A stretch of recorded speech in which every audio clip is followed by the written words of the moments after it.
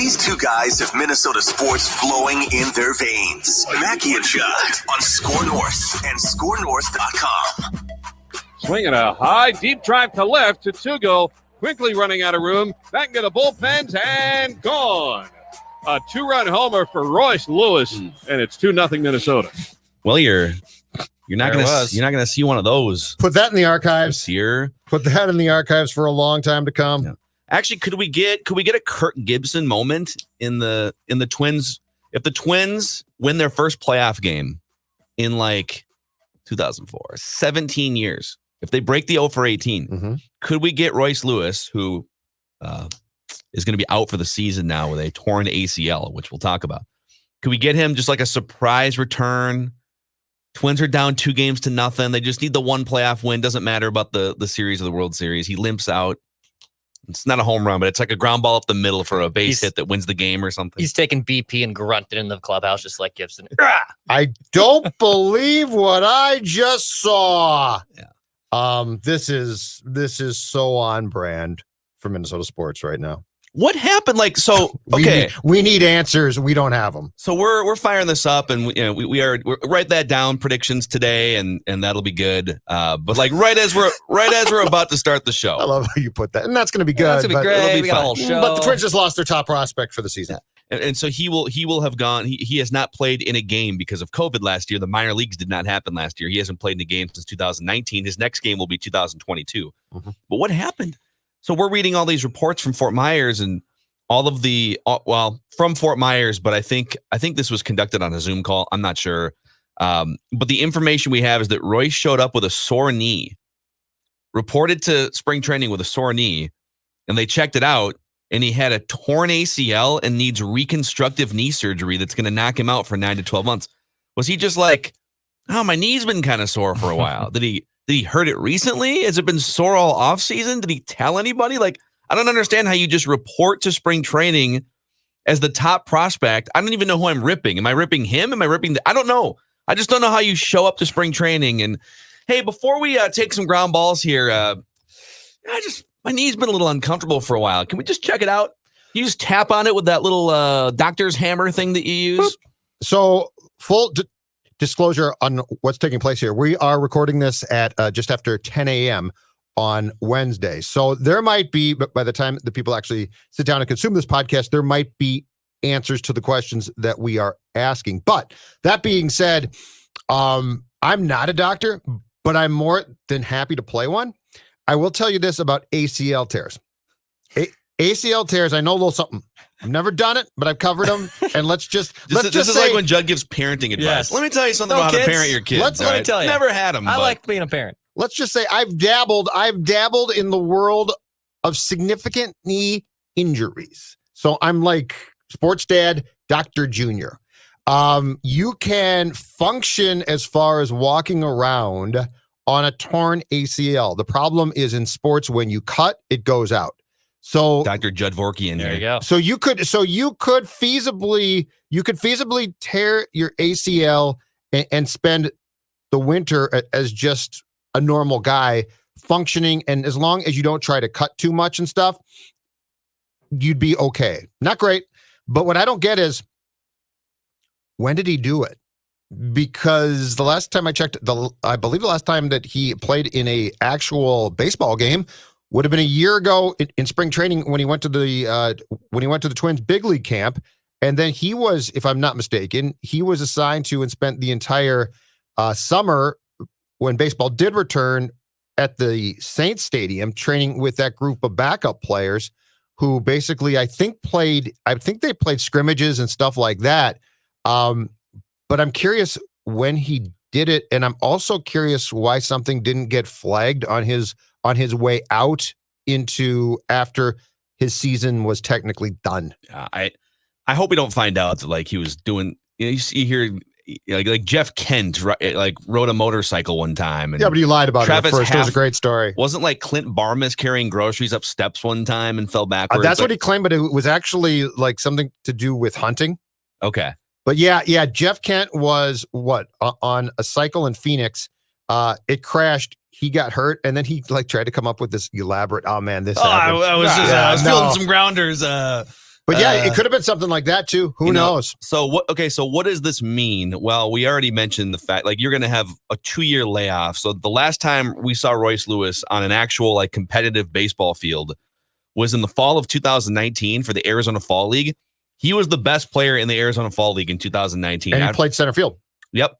After a pretty dismal regular season of high A and double A, in which he hit like 230, not much power. He sort of took a step back in 2019 as a 20-year-old. But after the Fall League performance where he hit 350 over the course of 100 plate appearances and drove in 20 runs in 22 games, there was a lot of excitement going into 2020. Okay, he's probably going to start at double A. The bat clearly came back in the Fall League against some of the top prospects in all of baseball. And maybe he can make his debut in 2020, and then COVID hits. And not only was the Major League Baseball season pushed back, the minor league season was eliminated altogether. Yep. And so other teams are going through the same problem where the growth of their top prospects has been stunted because they haven't played since 2019. And now, and this is where, like, does the timing of this really, let's say he heard it 2 months ago and they've been dilly-dallying. Well, either way, like, he's out for the season. There is some clarification on what led to the injury. It's from Do Hung Park from MLB.com. Lewis said he'd been feeling some soreness while doing off-season drills, and then he slipped on some ice. Oh, my God. During the recent storms in Texas. To exaggerate it, all right. Falvey said it's hard to know where specifically, though, the issue started. Okay, let's stop right now and let's fire up the Twin song because this is so Minnesota sports. We're gonna win, Twins. We're gonna score. We're gonna win, Twins. Watch the fluke injury sore. God. Donaldson out. Okay, Buxton out. So you're telling me an historic stretch of cold weather and icy weather in the state of Texas led to him slipping and tearing his ACL. We've been screwed by Texas again. Yes, that's exactly what he's telling you. The comparable here, and I don't think this doesn't sound like this knee injury is as traumatic as the one that Jason Kubel suffered, but and Jason Kubel was not the number 1 overall pick. He was actually a 12th round pick that just came out of the gate ridiculously as an 18 or 19-year-old. So Jason Kubel tore up his knee in 2004 and missed the entire 2005 season altogether. Came back and became a good player, like a guy who could hit 20 home runs, career average of 260, 270. Like Jason Kubel was a good, solid player. This is my worry about Royce Lewis. Before Jason Kubel tore up his knee, this dude was a perennial 330, 350 hitter in the minors with power, with some speed. Like he stole 16 bases in 2004 in the minor leagues. He wasn't the burner that Byron Buxton is, but skinny Jason Kubel back in the day. He was just never the same guy. And I think my biggest worry here would be like Royce is only going to be 22 years old when he comes back next year. He turns 22 in June. So he'll be 22 at the start of next baseball season, probably start in double A. I think my biggest worry is that like the speed's not going to be the same. The athletic ability at shortstop and maybe in center field isn't going to be the same. And I know that I'm bringing a doom and gloom outlook to this, but it's just like, why can't this just go the way that it should go, which is he starts the season, he's perfectly healthy, he picks up where he left off in the Fall League, and he's up with the Twins to be either the center fielder or the shortstop of the future in like August. Because right? I will refer you to Buxton, Byron. I mean, it's the same thing, right? Where you can't get these guys on the field and it drives you nuts. So here's the good news. Kubel, I believe, did the full Dante. So I think he tore the ACL, the MCL, and maybe the LCL. I know my stuff. Don't forget the PCL. Okay, there's 4 of them in there. Dr. Judd. So this should be a much simpler procedure and recovery process. The bad news is, and I hate to go here, but I will. The bad news is this: we are looking at potentially Royce Lewis not playing a baseball game for 3 years. Because we're going a major league game. Yes, because we are likely going to have a lockout. No, any game. Oh. I mean, a game. No, I see, no. Because wait. The minor leagues actually might play if I don't know about that. Okay. So he might. Okay. But I'm just saying, as far as the Twins go, yep. October. If there's a lockout, 2019 or October, November. So you might be right, Dex. God. He might play I don't know. I don't know it- that the Saints would be shut down if the Twins are. That's a good question. Double A doesn't double. I think Thank Double A usually starts like late April. They don't start Yeah. right away. Yep. So like mid to late April. April of 2022. That's correct. So we're looking. I mean, it's gonna be like 800 days or something, 800 days between him playing in a competitive baseball game, and so there's gonna be like getting timing back.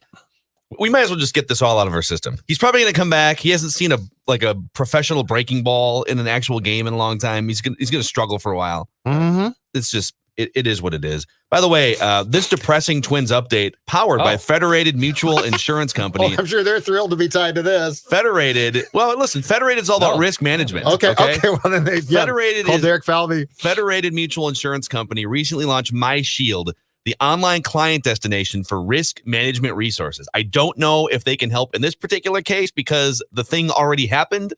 But as a business owner, how helpful would it be for you to have employee training at your fingertips, industry resources that can help your business reach another level of success? That is where Federated comes in with expertise, over 100 years of experience helping business owners in the state of Minnesota. What are you waiting for? Go to federatedinsurance.com, click on My Shield, or download the app. And remember, at Federated, it's our business to protect yours. Also, while we're at it here, we have a new partner on Mackey and Judd and Purple Daily, Whamatech. Yes. Whamatech. Yes. That's Whamatech. WAMATEK.com. If you're listening or watching on a broken down phone, tablet, laptop, or ACL, maybe it's time to get a new one. Mm-hmm. You don't have to break the bank, though. Whamatech can help you out. They're a trusted supplier of pre-owned cell phones, tablets, laptops, and ACLs. One of those things is a lie.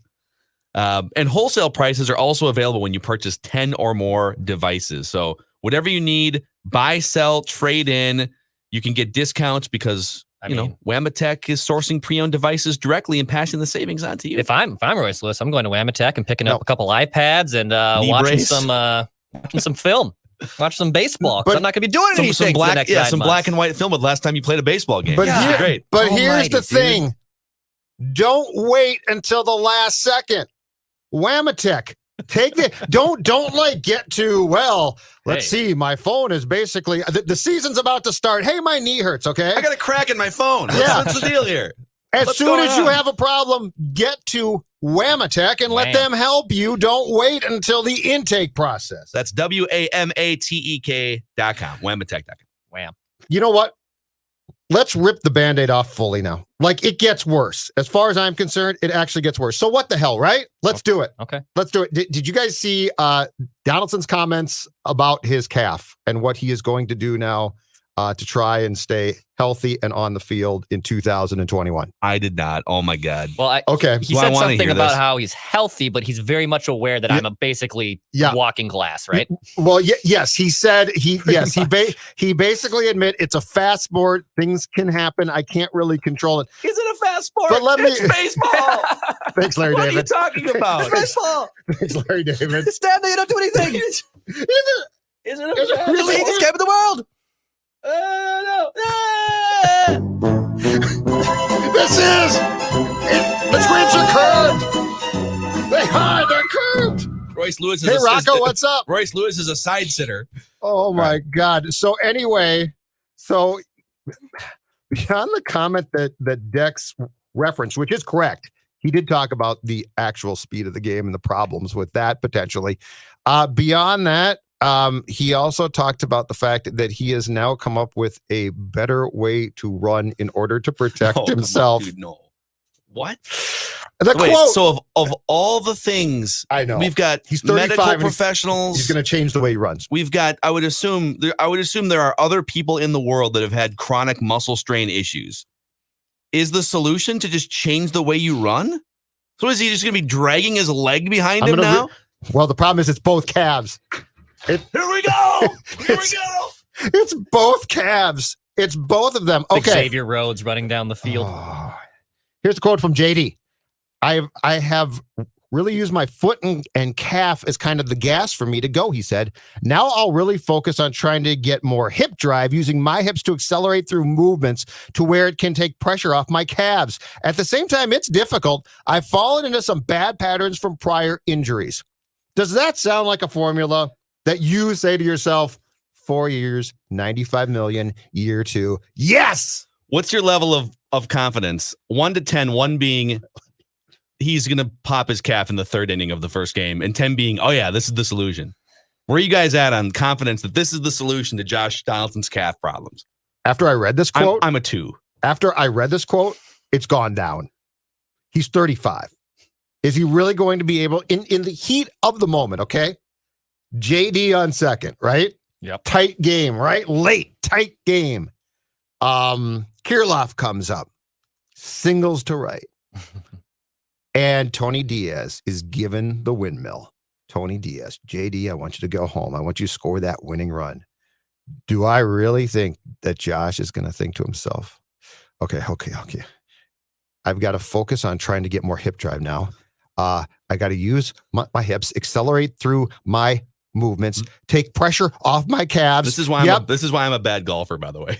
This is why. This is what I think about every time I address a golf ball. Okay, so we're gonna I got the grip here. We're gonna trigger. Okay, we need to the hips. Got the right hip goes back, and then we're gonna keep the arms close to the body, and then exactly, and then I shank the ball. But that's just golf.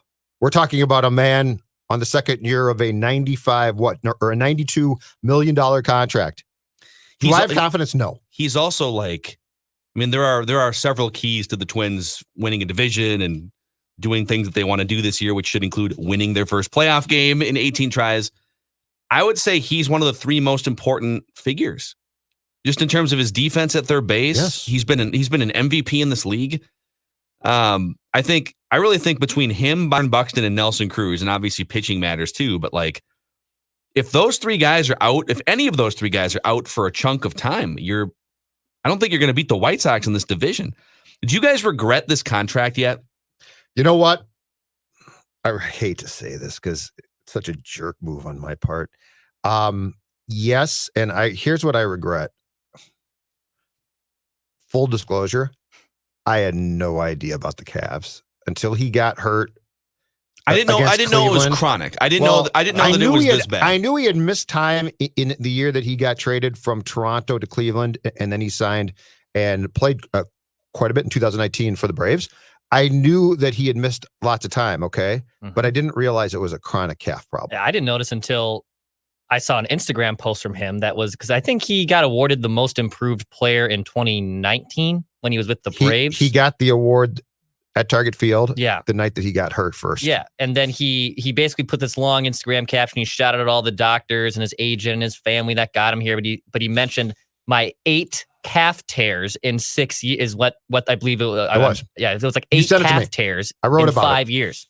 So I floated that to Judd, and then all of a sudden, lo and behold, he tears his calf again. I honestly I knew that he had like muscle strain and calf strain issues, but I thought, like guys have strains all the time. I didn't realize it was 8 tears in 6 years. It was a chronic problem.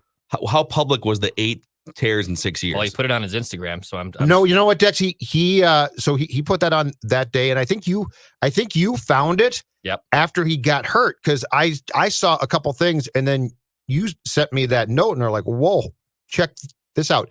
And I if I'm not mistaken, the doctor who he gave the most credit to for helping him is in the Twin Cities. Yeah. And part of why he signed here was because of that doctor's presence. So, like, obviously, if he deserves a chance to stay healthy and see what happens this season before, like, I'll make a judgment on whether the contract is regrettable. But I don't think you can sit here for 10 years, basically, ever since the Twins moved into Target Field, and complain about the cheap poll ads and why don't they go out and spend money in free agency? Oh, the Twins are always reportedly in the mix, but they're always conveniently coming up short, right? That's been the main criticism of the Twins free agency philosophy, I guess.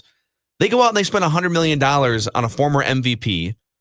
This is what happens sometimes. This is the other side of that coin. When you sign Joe Mauer to a 7 or 8 year contract for $180 million, usually when you're looking at free agent players, either guys that are your own that are becoming free agents or other teams' free agents, it's not like in the NFL where a guy might become a free agent at age 25. In baseball, guys don't emerge until they're 22, 23, 24. By the time they hit free agency, they're like 30 or 32 or something. Michael Kadire was like 31 or something when he hit free agency for the first time. And so you're getting guys that are like approaching the end of their prime and have potential like ticking time bomb arms and elbows. So we can sit here and say, yeah, we want the Twins to be more active in free agency and spend a bunch of money, but oftentimes you're spending a lot of money with a red flag attached to it. So I commend them for going out and getting one of the best position players and hitters available, but it comes with baggage. And now we're dealing with the baggage here going into his second season of a 4-year contract. There it is. So I don't know if you can see this. When did he this was after he was with the Twins, though. Yeah, I'm saying before the Twins signed him. No, I didn't know. But no one knew about this. Special thanks to Larry Fitzgerald for getting me in touch with Dr. Josh Sandell, whom after 3 days of working with me, had me running pain-free after tearing both of my calves a total of 7 times in 2 years. What? It's more probably than that now, Dex. He posted this. So it's 8 and 3 years July now. 30th, 2020. Which is, I believe, the day that he, I believe that, so he got the National League Comeback Player of the Year award that night. And I believe that's the game that it was, if I'm not mistaken, a Friday night against Cleveland that he then got hurt and had to leave the game. Amazing. And that started the whole thing. Do you know the problem here? Phil, to your point, if we talk about the most important players and the most important things that have to go right for the Twins this year, for them to win a 3rd consecutive American League Central title and possibly their first playoff game in what would be 19 tries, I can give you a reason. I can give you a compelling, not just over the top, panicked reason why there's going to be trouble there, right? Because you're right. Donaldson, incredibly important. Buxton, exactly same thing. Sano, I don't know. Like go through the most important guys, okay? Go through that list and you tell me, who do you just have 100% confidence that unless you're panicking that they are going to be healthy and productive? It's a short list. Because I don't like Jorge Polanco wasn't as productive last year as a couple years ago. I don't know. I think if everyone performs at their best, it's one of the best teams in baseball. Sure. But the variance for this team is much wider than most teams because of age, injuries, etc. Mm-hmm. Like the fact that your 3 most important offensive players or position players all spend huge chunks of time on the disabled list or are 40 years old is definitely a recipe for variance. So anyways, hey, Twins are in spring training. Let's get it. See the boys out there in Fort Myers. Andrelton Simmons still isn't in camp due to visa issues. So that's the least of their problems. Just so they'll get that worked out. Just so you know. Nothing ever goes wrong there. We're gonna win, Twins. We're gonna score.